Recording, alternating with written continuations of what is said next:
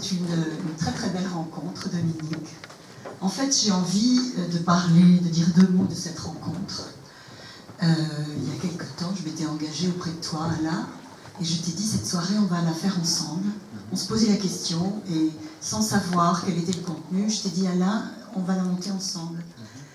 Je m'étais engagée, mais je ne savais vraiment pas ce qu'on allait vous proposer ce soir, mais j'étais sûre que la réponse allait venir dans les jours qui viennent.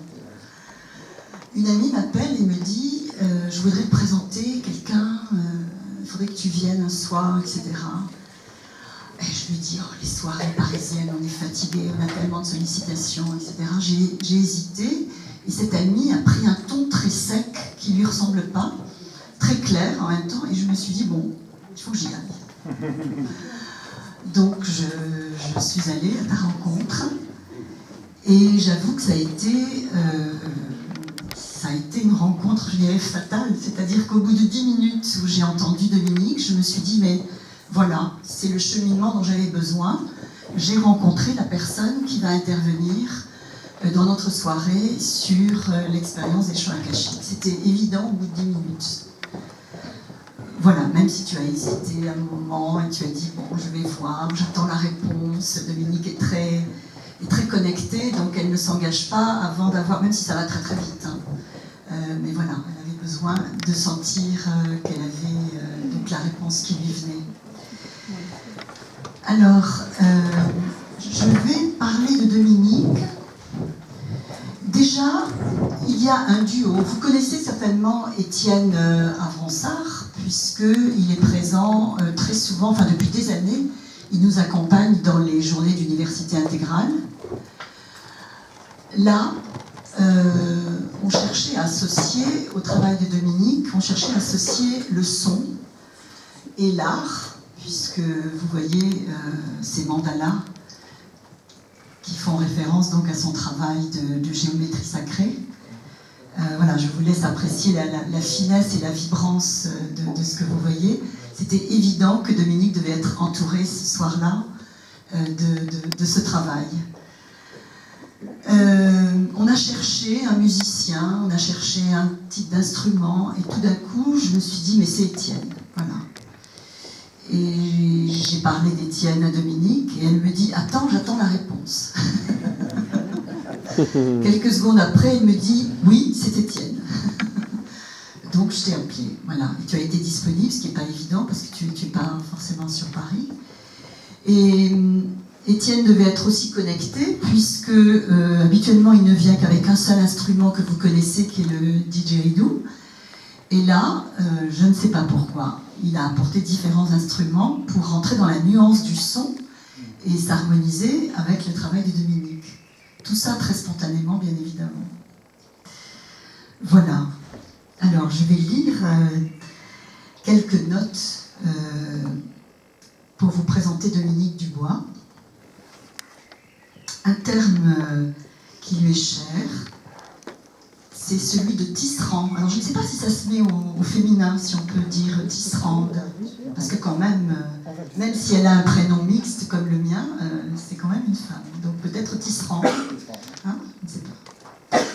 Alors elle dit, mais bon, c'est toujours la modestie de dire j'ai un chemin d'autodidacte. En fait, c'est toujours intéressant parce que ça veut dire que c'est un chemin très personnel et qu'il y a un questionnement qui la guide. Alors ça me renvoie à la pédagogie du libre progrès chère à Auroville, où effectivement on accompagne les enfants à partir d'un questionnement très personnel. Donc ce chemin autodidacte, c'était forcément un questionnement qui l'a guidé et un cheminement avec quelques étapes. Une des étapes, c'était de percevoir à la fois quelque chose de très grande fluidité qui renvoie à de la beauté, à de la splendeur, et en même temps de faire l'expérience d'une épaisseur, de la lourdeur, avec des obstacles, de la souffrance.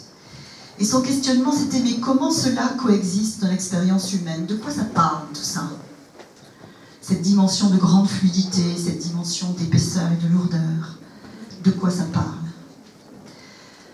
Dans son cheminement, il y a eu le sport et la compétition. Alors je ne sais pas de quoi, mais voilà. Le sport et la compétition, en tout cas ce qui était important pour elle, c'était la recherche de l'énergie libre qui porte le mouvement par le corps. Une autre dimension, évidemment, vous le voyez, c'est l'art. L'art, c'est pour elle la question de la vibration de la matière.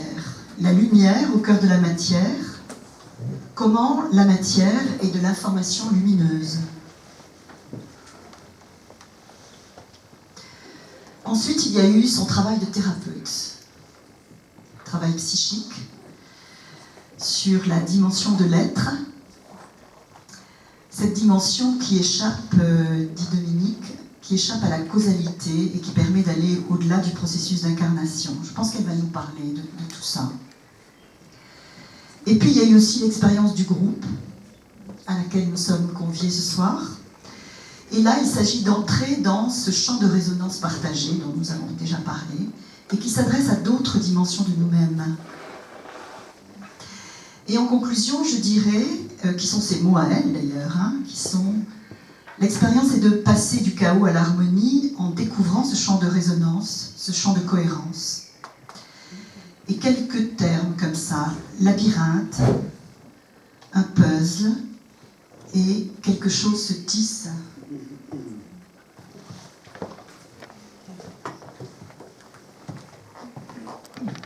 Pour ajuster un petit peu ce que dit Dominique, c'est pas uniquement, je ne sais pas si on entend, un peu plus près. C'est pas uniquement attendre la réponse du mystère pour m'être engagé, c'est surtout franchir l'épreuve du groupe large, ce qui est absolument pas mon habitude. C'est-à-dire que je travaille toujours avec des tout petits groupes, et là il y a tout le corps qui est en train d'essayer de s'ajuster pour se mettre en résonance avec un groupe très important, et c'est pas du tout confortable. Donc c'est pas uniquement cette espèce d'alignement fluide et léger, c'est aussi cette masse. Et là je suis exactement dans ce moment chaotique de la rencontre. Et c'est tout le temps comme ça, c'est-à-dire que c'est respecter, et c'est s'incliner devant tout le temps l'épreuve et faire confiance au fait qu'elle va se franchir, qu'elle va d'autant plus se franchir que nous connaissons très bien tous, chacun, ce que je viens de dire, même si vous êtes entraîné à ne pas le sentir. Moi, je n'ai jamais réussi à m'entraîner à ne pas le sentir. C'est-à-dire qu'il a toujours fallu que je passe d'abord du chaos, que je découvre ces lois d'ajustement, et que petit à petit, autre chose se produit. Donc c'est un niveau d'inclusivité paradoxal qui est tout le temps au cœur de l'expérience. Donc ma voix tremble. Voilà. Il y a beaucoup d'émotions, mais ce n'est pas une émotion qui est liée du tout à un état psychologique, c'est une émotion qui est liée à un état vibratoire d'ajustement. Donc nous sommes des êtres extrêmement sensibles, et on a eu un mental qui nous a permis de nous cuirasser. Et tout le travail actuel dans cette mutation de l'espèce, c'est de défaire les cuirasses, de les laisser révéler autre chose et de découvrir d'autres formes d'intelligence. Ce n'est pas la cessation de l'emprise du mental, mais c'est un ajustement du mental par une autre dimension que nous allons aller chercher dans la résonance des champs. Donc c'est une démarche extrêmement sensible qui demande une posture de réceptivité en premier lieu. Dans cette réceptivité, nous allons trouver la sincérité d'une autre dimension de nous-mêmes. Beaucoup d'humilité aussi. Et c'est à partir de là qu'autre chose peut se produire. Voilà. Donc c'est pour dire que je ne suis pas tout le temps alignée directement et je n'attends pas uniquement la réponse, mais il y a vraiment, écoutez, la capacité à franchir les difficultés premières. Et en fait, toute rencontre, c'est d'abord de l'inconnu, c'est surtout de l'inconnu, et on a l'habitude de mettre en place une défense par rapport à cet inconnu. Donc on arrive en échange avec des choses qu'on connaît des uns des autres, et c'est un écran. On va essayer de mettre de côté cet écran ce soir, et on va, entre autres, Étienne va nous aider à mettre en mouvement, c'est-à-dire le premier temps de notre rencontre ce soir, c'est une mise en chant, justement. Cette mise en chant, elle va passer par le son, qui va être proposé par Étienne. Et ce que je vous propose, c'est de vous placer dans une pure réceptivité. C'est-à-dire de vous trouver une assise, placer la conscience. dans le bassin. Si ça va dans la tête, vous laissez aller dans la tête. Si ça va dans le cœur, ça va dans le cœur. Mais on va commencer par une assise dans le bassin, parce que c'est là où la réceptivité et la gestation se produisent. Ce bassin aussi, qui est bien sûr pour l'instant déposé sur une chaise, est en fait porté par le champ de la terre. Donc on va approcher les champs akashiques par la voie terrestre. On peut tout à fait les approcher par une voie plus aérienne. On va essayer de ce soir de les approcher par un contact avec le champ de la terre. Donc c'est Étienne déjà qui va...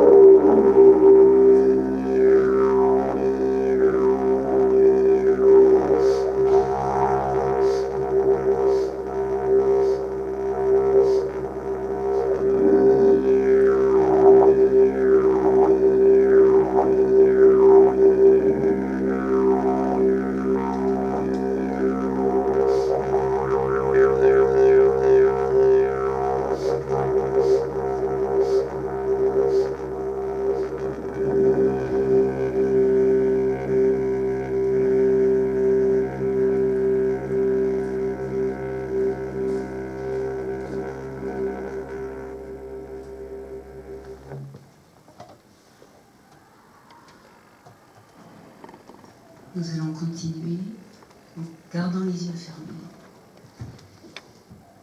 en écoutant cette résonance osseuse. Le son de cet instrument, qui est d'origine végétale, mais qui est comme déjà minéralisé, impacte l'os, le vide de l'os. Il met en mouvement sa lumière et nous met en résonance avec le centre de la Terre, avec le corps de lumière de la Terre. Ce corps de lumière est un corps qui est vierge. Ce corps de lumière vierge est le réceptacle de l'information qui vient de l'Akasha. L'information qui vient de l'Akasha est d'abord inaudible, et pourtant c'est du son. Mais c'est un son qui est inaudible. Ce son inaudible va générer, va produire des champs akashiques. Ces champs akashiques vont se démultiplier en d'autres champs qui vont permettre l'organisation de tout l'univers, de toute la formation de l'univers, de la formation galactique, de la formation de notre système solaire, de la formation de notre Terre, de la formation des règnes qui constituent le corps de la Terre et qui sont au service de l'accomplissement du dessein du Logos solaire. Nous sommes inscrits dans ce dessein.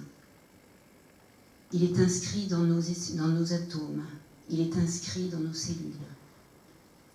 Il est en grande partie voilé par toute une vibration d'un certain niveau du mental qui a commencé un processus, mais ce processus s'est fait sur une coupure de la perception de ces champs. Ça a été une étape pour l'humanité. Nous avons l'héritage de l'étape de l'humanité. Nous sommes encore constitués de cette vibration qui est sur une coupure, qui a mis à part l'humanité pour survivre à cette mise à part. Elle s'est organisée, elle a utilisé son intelligence et son mental pour survivre. Elle a produit aussi déjà beaucoup de très belles choses, mais nous sommes rentrés dans les temps d'une autre vibration. Cette vibration, c'est nos corps subtils qui la reçoivent en premier. Cette vibration, elle n'informe pas immédiatement le cerveau, là où vont se former des images mentales qui nous permettent de nous repérer. Ces vibrations, elles se distribuent en premier lieu dans toute la substance de notre corps. Quelque chose s'entrechoque entre une vibration que nous connaissons, qui est déjà rationalisée, automatisée, qui fait que nous croyons nous repérer dans quelque chose que nous maîtrisons, que nous connaissons. Et puis autre chose se passe en dessous. D'abord d'une façon sourde. Peu à peu, ce n'est plus sourd. Et quelque chose de beaucoup plus chaotique se produit, interfère avec un ordre établi, gravé partout dans notre corps, gravé, institutionnalisé, et qui est la référence du monde. Nous nous sommes tous incarnés à une période très particulière de l'histoire de l'humanité, de l'histoire de notre système solaire, de l'histoire de notre Terre. Nous nous sommes incarnés exactement au moment d'une transition. Une transition qui est d'une très grande profondeur, qui est très ample, et nous avons l'habitude d'évoluer dans quelque chose de limité, voire étriqué. C'est cette lourdeur dont il était question tout à l'heure, lorsque Dominique a présenté certaines choses de mon parcours. Cette lourdeur d'une invasion d'informations traitées rapidement, prématurément, et surtout venant de la nécessité de survivre.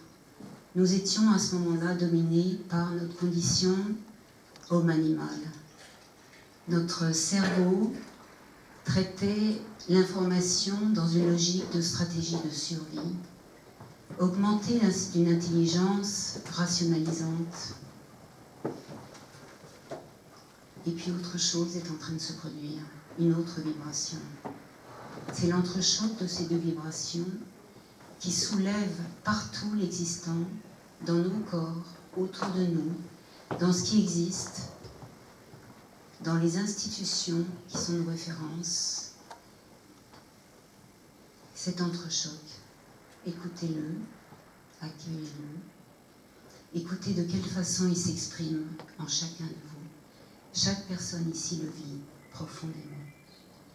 Portez-y l'attention comme étant un fait de la nature et pas quelque chose d'anormal ou de suspect ou de menaçant.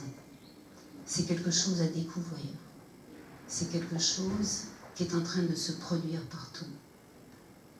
Chaque personne est touchée par cette mutation.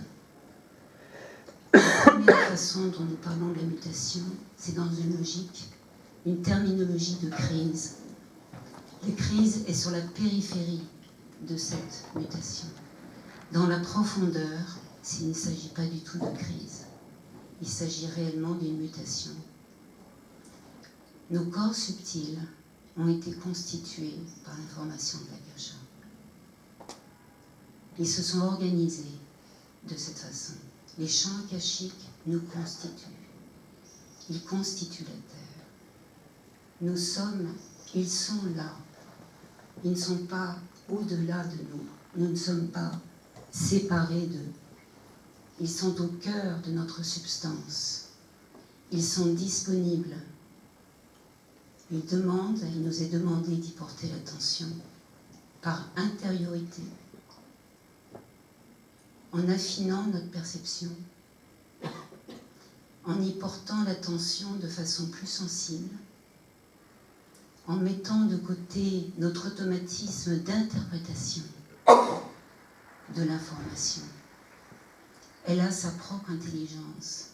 Elle n'a pas besoin d'être interprétée. Elle a besoin d'être accueillie et découvrir que cette information, c'est de l'énergie. C'est un véritable pouvoir. C'est un pouvoir avec une force de vie. Écoutez.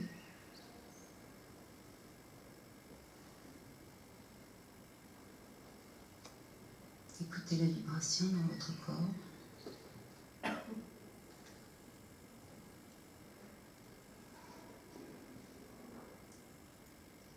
Cette vibration, elle est commune à nous tous.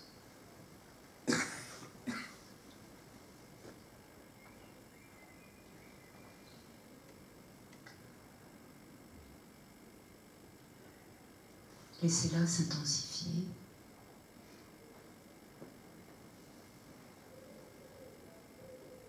Au cœur du changement de paradigme, nous savons qu'il n'y a pas de fixité dans l'univers. Donc ce mouvement vibratoire qui s'éveille, qui fait que nous sommes libérés petit à petit de cette fixité, dans un premier temps, peut nous déranger. Nous devenons plus ondulatoires. C'est moins maîtrisable. Cette vibration nous emmène. Au cœur de cette vibration, il y a l'information du dessin lui-même. C'est un processus de découvrement, de découverte, de révélation. Ce n'est pas quelque chose que nous allons construire par fabrication. C'est quelque chose qui va s'imposer de façon naturelle. Et nous sommes aptes à dialoguer avec cette information.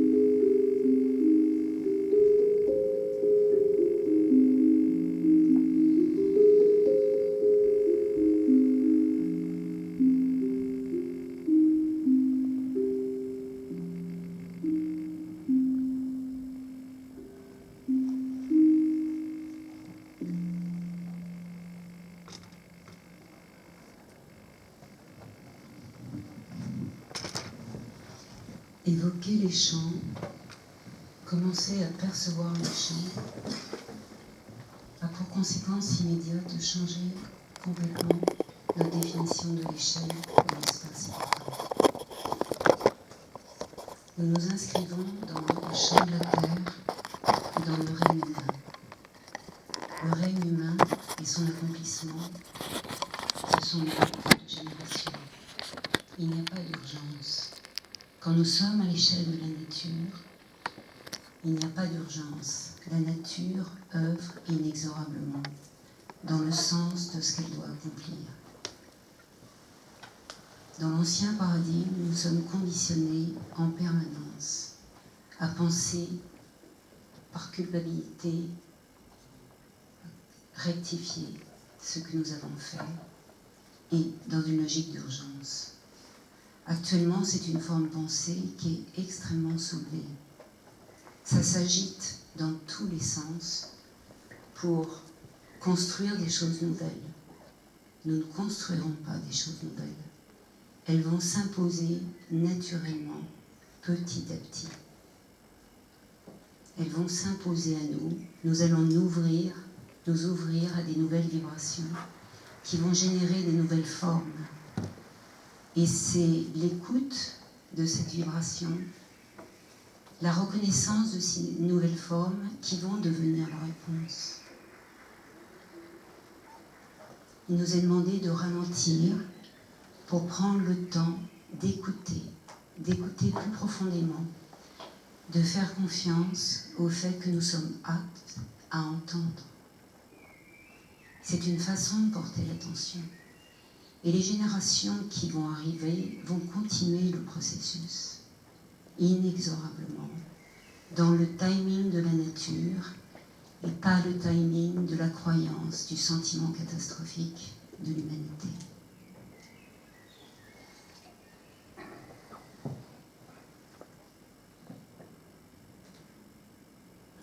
L'entrechoc des deux notes fondamentales, celle d'où nous venons et celle qui est activée actuellement, génère une énorme confusion en chacun et partout. C'est ce qu'on appelle le chaos. Mais le chaos est en train d'ordonner une nouvelle harmonie. Ça demande beaucoup de confiance, de la patience. Ça demande aussi de savoir se rencontrer ensemble dans le champ, d'apprendre à communiquer, à interagir d'une toute autre façon. Ce soir, ce qui est aussi proposé, c'est, à partir des quelques mots déjà qui ont été évoqués, de laisser la parole à chacun de vous, que chacun puisse témoigner de ce que ça a impacté en lui. Nous sommes comme des facettes d'un immense diamant, et chaque face réfléchit la lumière d'une certaine façon. Il n'y a aucune face du diamant qui domine sur une autre. Ça aussi, c'est changement de paradigme. Nous venons d'un monde où tout est hiérarchisé. Il y a un ordre pyramidal, il y a le haut, il y a le bas. Dans l'univers, dans la nature, il n'y a pas le haut et le bas. Chaque particule participe au processus. Chaque atome participe au processus. Chaque cellule participe au processus. À l'échelle de l'humanité, chaque personne participe au processus. Que ces personnes soient visibles ou non, qu'elles soient connues ou non, elles œuvrent, elles participent, elles soutiennent l'œuvre de chacun. C'est par le chant que se propage l'information de ce qui est réalisé. Et par les chants, nous en avons tous le bénéfice. Chaque œuvre locale est soutenue par l'œuvre de la totalité. Nous n'avons pas l'habitude de reconnaître cela. Nous avons l'habitude, dans l'ancien paradigme, de nous approprier l'information. Nous sommes devenus propriétaires de nos idées. Les idées appartiennent à la nature, appartiennent à la totalité. Elles circulent. Internet a favorisé la circulation de l'information. Petit à petit, nous allons nous détendre par rapport à cette appropriation et quelque chose d'autre va se produire. Ça n'invalide pas le travail local de chacun, mais c'est important de reconnaître qu'il est le fruit de la totalité. Les chants nous ouvrent cette dimension.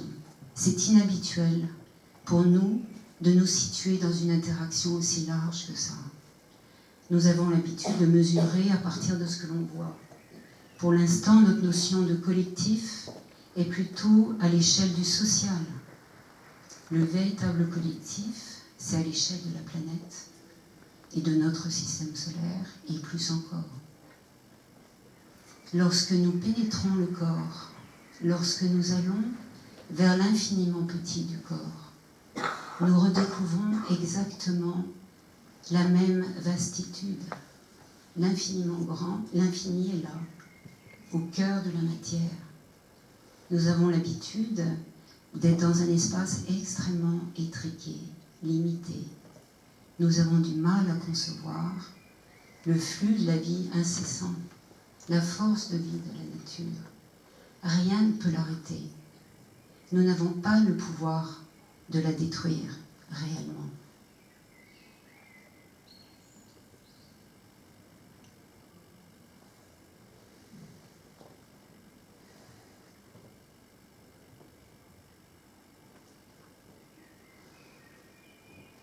Dans ce parcours qui a été le mien, petit à petit, ce qui s'est passé, c'est que j'ai compris qu'il y avait un processus de découvrement.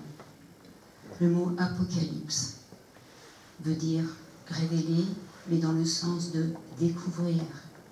Je parlerai plutôt d'abord de découvrement, comme si nous étions constitués de corps subtils, de corps de lumière, mais qui étaient enfermés dans des gangs.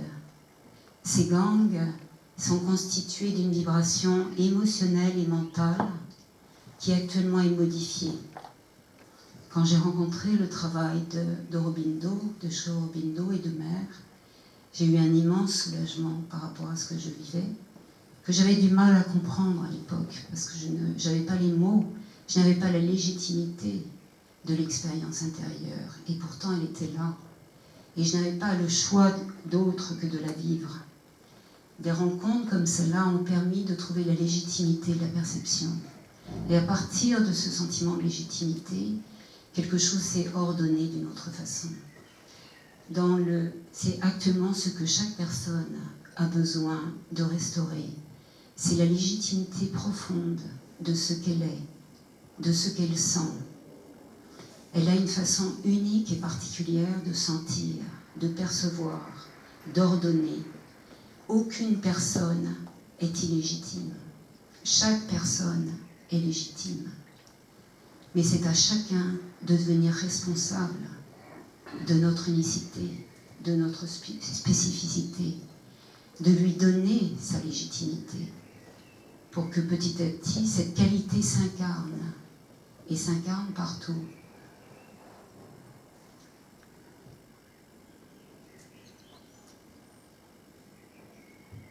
On pourrait peut-être commencer à écouter la résonance de quelques personnes, ou toutes, si vous voulez. Est-ce que quelqu'un peut...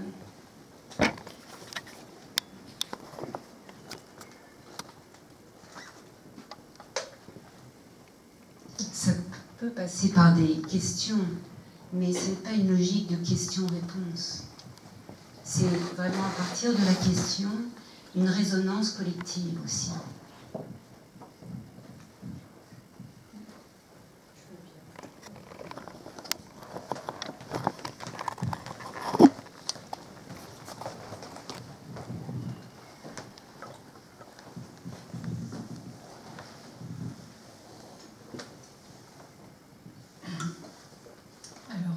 J'ai expérimenté au démarrage du son, c'est que j'ai vu du liquide passer comme ça, j'avais les yeux fermés et c'était extrêmement fluide et extrêmement beau, c'est pas resté. Et puis mes pensées sont revenues et puis Voilà, c'est comme un lac qui brille avec de la lumière. C'était ça que j'ai expérimenté. L'énergie du son, j'ai senti ça, je ne sais pas comment dire, elle était là. Et elle restait même après que le son soit terminé. Vous percevez la persistance du son et vous pensez que ce que vous avez perçu s'est arrêté. Ça ne s'est pas arrêté non plus. Ça s'est recouvert par le mouvement ordinaire du mental. Mais votre perception est définitivement acquise. Et nous pensons, parce que nous cessons de percevoir, que ce n'est pas là, que ce n'est plus là.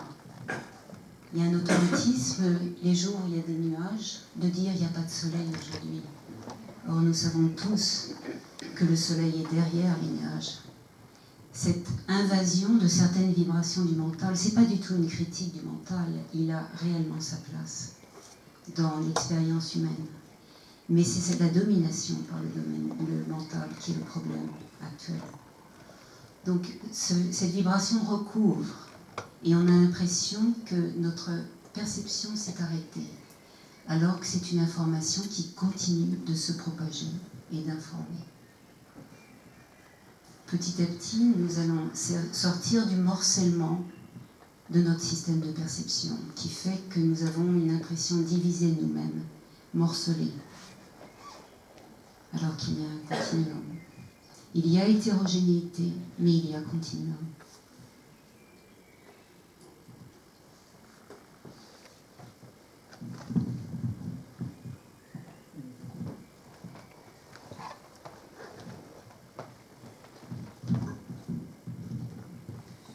Bonjour.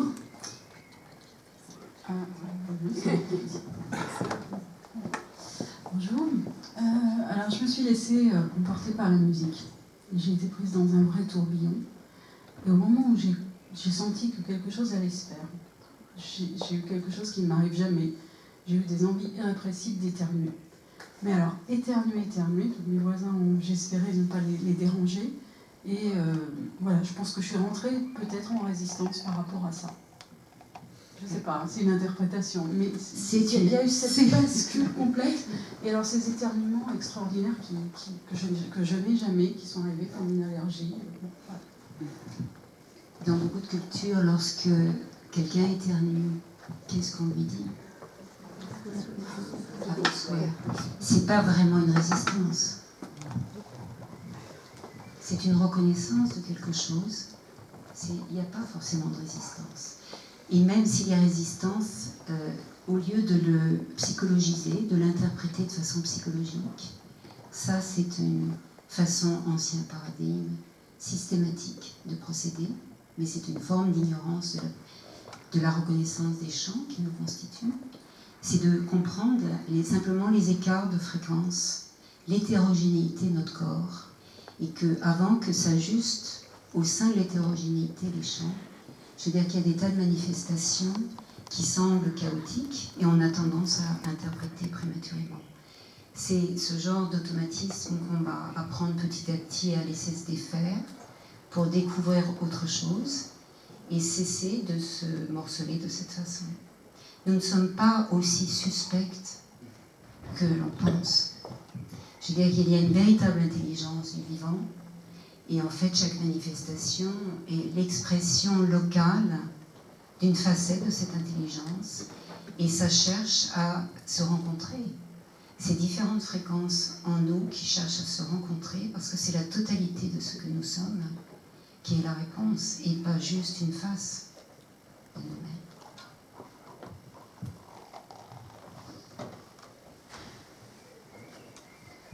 Ce que j'ai ressenti, ce que j'ai ressenti, c'est un mouvement.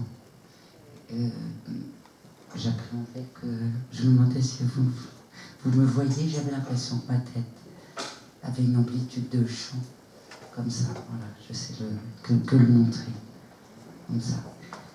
Et des palpitations cardiaques que je n'ai jamais.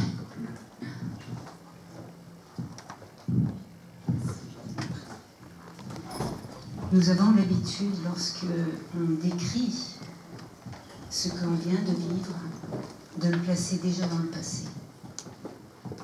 Jamais. Ce mouvement-là, il est permanent.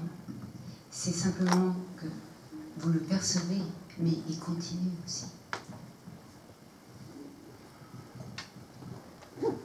Les chants nous inscrivent dans le pur présent, c'est-à-dire que tout coexiste, tous les espaces-temps coexistent. C'est une seule et même réalité. C'est simplement une certaine vibration mentale qui décompose en logique de temps. C'est au cœur du changement de paradigme, de comprendre, de percevoir que toutes les dimensions sont là.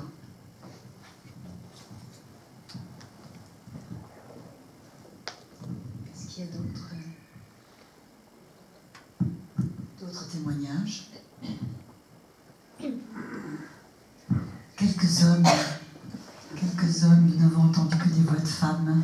Qu'est-ce qui se passe chez vous, messieurs?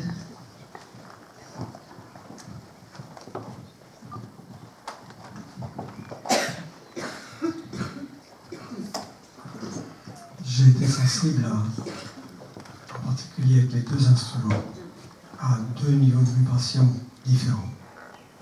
Une qui était très basse, liée bien sûr à la sœur. La deuxième, il y avait un continuum entre les deux. Et je me suis posé la question, après, est-ce qu'il y a effectivement toute une série de fréquences qui sont en nous et auxquelles nous pouvons donner, auxquelles nous pouvons prêter attention, que nous pouvons écouter? Est-ce que ça fait partie aussi de ces champs qui nous traversent, qui nous constituent plutôt? Alain, est-ce que c'est une question ou une certitude? C'est en train de dire plus une certitude. C'est en train de dire une certitude. Ça fait déjà longtemps que vous êtes ouvert à la perception des fréquences. Donc je pense que c'est plus une affirmation qu'une question. Et c'est ça peut-être aussi actuellement, c'est oser simplement